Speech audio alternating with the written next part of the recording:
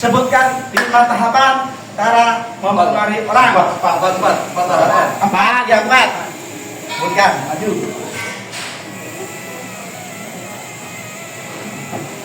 4 tahapan. Kalau saya 5, beda dengan Pak Rumah. Ilmunya boleh. Ya.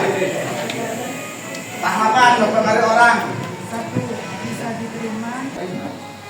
Hal yang ringan pun jadi Ya. Tidak dipahami teman-teman. Ya. Jadi ternyata beban pekerjaan itu tidak hanya tergantung bebannya, tapi tergantung perasaannya.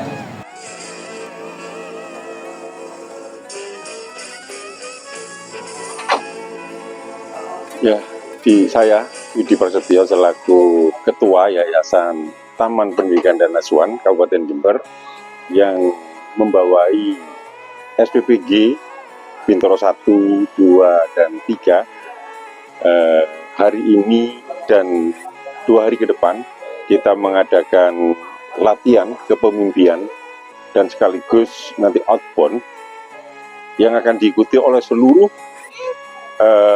pimpinan, staf, relawan di 3 SPPG ini. Satu, tujuan kami yang pertama adalah meningkatkan kapasitas kemampuan daripada masing-masing personal yang ada di 3 SPPG ini yang pertama. Yang kedua, ingin menjaga kekompakan di seluruh masing-masing SPPG, baik yang di Bintoro 1, Bintoro 2 maupun Bintoro 3. Endingnya tentunya bagaimana SPPG ini yang mengemban berat tanggung jawab dari pemerintah untuk ikut serta memberikan layanan kepada penerima manfaat berupa makan bergizi gratis unggulan daripada program Bapak Presiden Prabowo.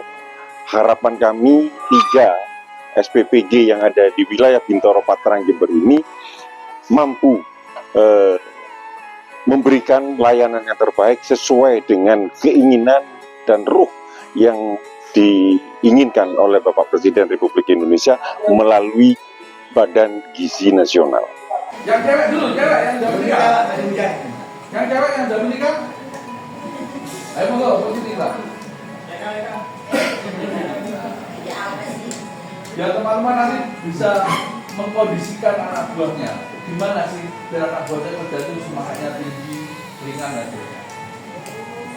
Suaminya di sini nggak? Oh di sini. Sebelah lalu. Suaminya merokok? Oke. Pernah merasakan nggak rasa paling jengkel sama suami? Pas lagi jengkel-jengkelnya sama suami? Nggak pernah jengkel sama suami? Bisa manage sendiri, Pak. Oh, bisa manage sendiri? Nggak, tapi pernah merasakan? Pernah. Ingat nggak pas merasa jengkel sama suami? Ingat ya, ingat. Maksudnya iso iling-iling nggak waktu contoh lah, waktu momen pas jengkel sama suami? Ingat? Nggak usah diceritakan. Sampai minta sesuatu nggak dikasih, nggak usah cerita. Pokoknya sampai itu pernah kecewa sama suami gitu. Cuma kecewa terus jengkel.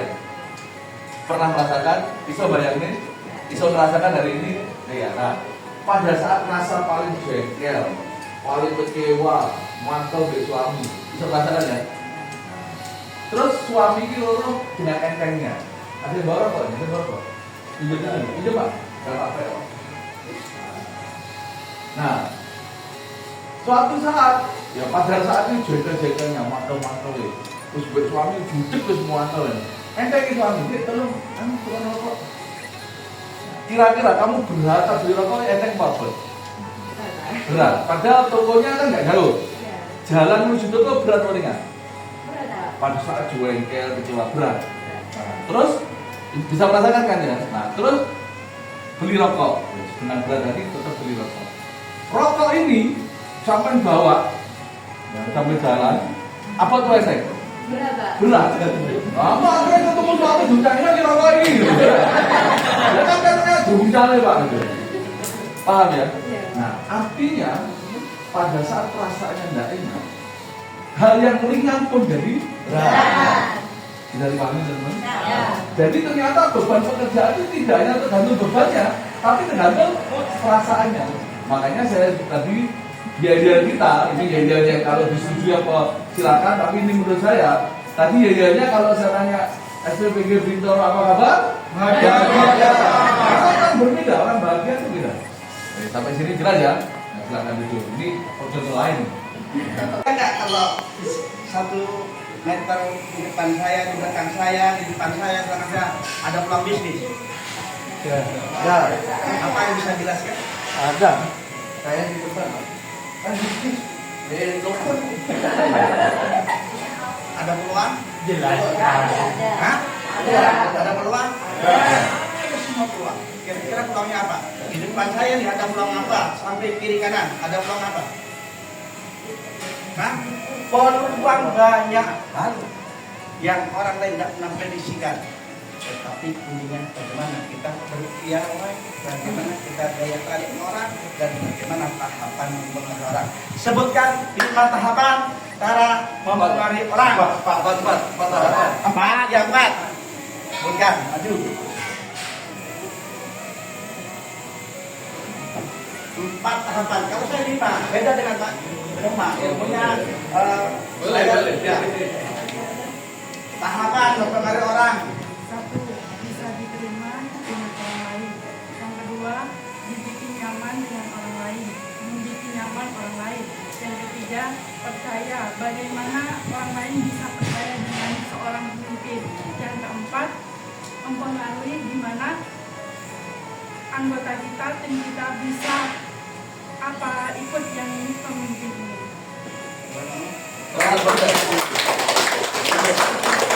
Ya. Jadi yang tadinya kita nggak bisa mempengaruhi orang, akhirnya bisa bikin orang lain takut pada kita. Tentu sikap kita jangan menuju orang lain. Ya, jangan sampai kita merasa bisa di setiap keadaan. Lebih baik kita diam, lirik. Apa kata Pak Jaman? Kalau kita ada satu komunitas, bahas apa yang bisa membuat orang lain itu memiliki keterdekaan dengan kita.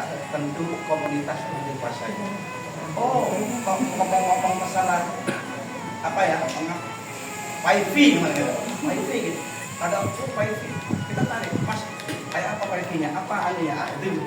Jadi apa yang muncul sinyal di sekitar masyarakat itu, di komunitas itu ambil.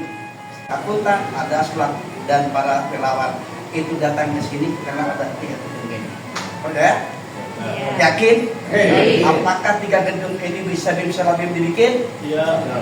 Tapi dia cerita tadi malam nggak tahu saya itu. Saya tadi malam itu kalau nggak lihat sudah derajat.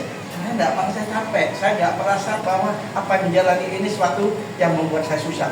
Tapi begitu Pak Widi cerita bagaimana website dapur ini, ID dapur ini hilang dan sudah ditolak oleh BGN menjadi hidup. Saya nggak pernah itu menjadikan susah dan pernah membuat saya akan berderai air mata. Tapi begitu Pak Widi mengurai satu persatu, andai kata tahu Pak Widi ngomong seperti itu di malam, saya nggak perbolehkan ngomong seperti itu. Bagi saya itu sangat luar biasa, membuat kalau boleh tadi malam saya jurid sekuat-kuatnya, tapi saya sudah bisa katanya Pak Lukman tadi, setiap pemimpin adalah setiap pribadi adalah pemimpin dan setiap pemimpin harus bisa memberikan tauladan contoh terbaik bagi anggota-anggotanya. Kita nggak boleh terbawa oleh situasi ya. Pak Widi tadi malam sangat luar biasa. Dalam itu, kalau tahu isinya Pak Widi akan ngomong seperti itu, stop. Jangan buat saya mereview refleksi setelah 1 tahun itu membuat saya ini menjadi menangis gitu ya. Dan saya lihat data saya di Jakarta, di KPU RI sama sekali namanya. Sebuah kedoliman yang sangat luar biasa membuat saya sakit, tapi alhamdulillah indikasi orang itu ada. Alhamdulillah, saya rangkul orang itu. Allah mungkin tidak terima. Sekarang berusaha dengan KPK. Nah, karena saya berusaha dengan dapur, mereka berusaha dengan KPK. Kenapa? Saya tidak pernah sakit hati dengan mereka. Nama saya digunting. 2, gila. Kenapa? Saya kalau bekerja sungguh-sungguh. Kenapa? Saya bukan orang partai. Kalau Bang Nyoman masih ada orang partainya. Tapi orang bisnis, orang indikator. Saya bukan orang politik. Tetapi begitu saya dipercaya untuk memenangkan satu partai, apapun saya laksanakan, whatever Apapun yang terjadi, terjadilah. Saya sukses yang betul. Alhamdulillah, 6 bulan saya menjadi anggota Nasdem DPR RI. Alhamdulillah, seluruh Indonesia tidak ada yang nyari saya untuk keanggotaan KTA terbesar seluruh Indonesia.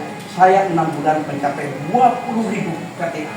Secara referral dibuka oleh Surya Paloh, dia bangga. Siapa orang tua ini? Ternyata dijemput, berangkat ke Jakarta, dia udah satu-satunya di Jawa Timur yang bisa naik ke lantai 20 itu. Alhamdulillah, di antara saya bisa ke ruangnya Surya Paloh. Saya salib, bangga dengan saya. Maka saya ditandatangani untuk menjadi DPR RI. Alhamdulillah, waktu saya daftar nama nggak ada. Saya tanya di DPR RI apa yang terjadi? Ada permainan politik. Kalau saya yang maju, Jember Lumajang, saya yang jadi. Dia takut, maka diikuti. Itu DPR. Politik seperti itu. Tapi di dalam pelayanan kepada masyarakat, bagaimana masyarakat tidak ada gunting-guntingan, tidak ada tukaran, tidak ada pertengkaran. Yang adalah kekompakan, saling bahu-membahu di semua lini agar apa yang kita layani, apa yang kita berikan kepada para penerima manfaat menjadi yang terbaik. Setuju? Setuju. Jadi kembali, saya nggak pernah sakit hati. Orang itu ketemu di Jakarta serangkul, Bang, bagaimana kabar? Alhamdulillah. Alhamdulillah. Alhamdulillah, alhamdulillah. Sekarang nggak tahu, mungkin ada doa yang Allah tunjukkan. Alhamdulillah sekarang orang itu sudah berurusan dengan KPK. Ada uangnya bank yang diambil CSR-nya untuk kepentingan pribadinya. Padahal saya tidak mikir. Mungkin andaikan kata saya jadi, mungkin saya akan terjerat dan terjebak ke dunia yang dia duduki sekarang. Tapi alhamdulillah, hikmahnya luar biasa. Dengan kesabaran saya, orang lain sakit hati, saya tidak pernah sakit hati. Oleh karena itu, ayo menjadi pribadi yang teguh, pribadi yang bersemangat, pribadi yang tidak pernah mengeluh apapun yang dihadapi. Karena Allah tidak akan pernah memuji hambanya di luar batas kemampuannya. Innallaha la yughayyiru biqaumin hatta tahrir. Gimana? La yukallifullah nafsan illa usahaha. Kalau tahdir la yukallifullah nafsan, Allah tidak akan pernah menguji nafsan pribadi-pribadi, nafsi-nafsi illa la yukallifullah nafsan illa usahaha, kecuali dia mampu. Jadi ketika diuji oleh Allah, kembali dengan uji kula, pasti dengan memberikan kekuatan ya Allah. Ada kalimat la haula wala quwwata bismillahirrahmanirrahim. Tetap yang seperti itu. Oleh sebab itu, ilmu kalian sudah banyak. Jangan menjadi orang yang rapuh, jangan menjadi orang yang mudah berputus asa. Ayo semua dihadapi dengan baik, dengan tenang, dengan bersemangat, kemudian tata hati dengan baik, dan jangan pernah memendam sakit hati lebih dari 12 jam. Jangan sampai lebih dari 12 jam. Agama membolehkan sakit hati 3 hari boleh. Berantem hatinya, tak ngotor hatinya, dongkol hatinya 3 hari. Lebih 3 hari Allah tidak mau. Adakah yang sudah lebih 3 hari ngejokol? Hah? Tidak ada ya? Tidak boleh. Kalau di tetangganya pulang dari sini, aku bersyukur. Salahku ini. Maka akan banyak kemudahan yang akan diraih di hari besoknya. Jadi tayang terakhir ketika orang bersilaturahim ini akan membuat apa?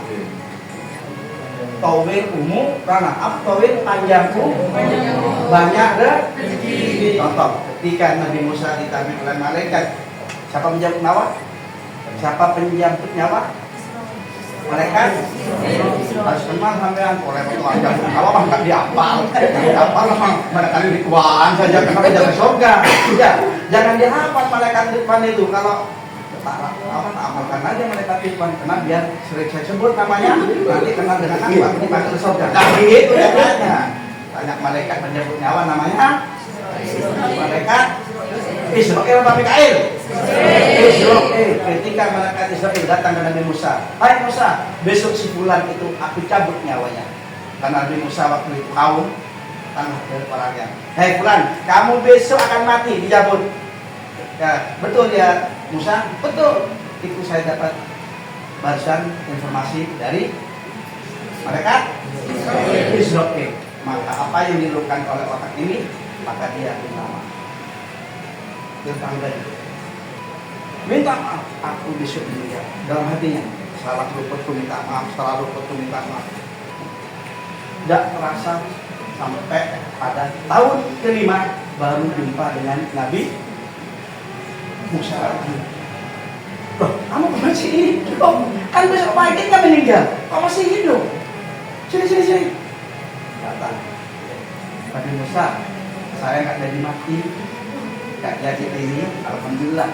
Apa sebabnya? Nggak tahu. Saya menjalankan minta maaf dan seterusnya. Komplain Nabi Musa kepada malaikat Israel. Malaikat Israel, lu jangan malu-maluin aku. Tapi bahasanya seperti ini. Akhlaknya tiru-tiru. Kalau betul ada malaikat Israel, lari aku, ya. Dan seperti ini bahasanya. Lu malu-maluin aku. Umatku protes bahwa dia tidak meninggal. Gara-gara kamu bohong, maka menjadi aku yang tidak ada harganya di depan umatku. Yang bela oleh malaikat Israel, ini kata-katanya. Jadi, 5 tahun yang lalu aku bicara nih. Nih. Nah, apa bisa? Ambat meninggal. Loh, kok bisa? Karena silaturahmi dan minta 5 tahun. Bisa saja sampai ini sudah meninggal kemarin. Bisa saja sampai ini sudah meninggal kemarin. Hanya saja karena sampai sering saling dengan temannya, sering silaturahmi, tak ada nggak pernah tidur. Bah, nggak tidur itu silaturahmi, nggak apa-apa.